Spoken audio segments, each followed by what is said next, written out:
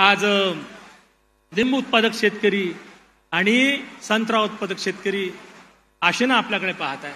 अतिशय चांगला भाव यावर्षी आपल्याला भेटला. 430 रुपयाचा भाव संत्र्याला भेटला. इथला संत्रा देवेंद्रजी सह्याद्री ग्रुपला चालला आणि स्पेनला चालला.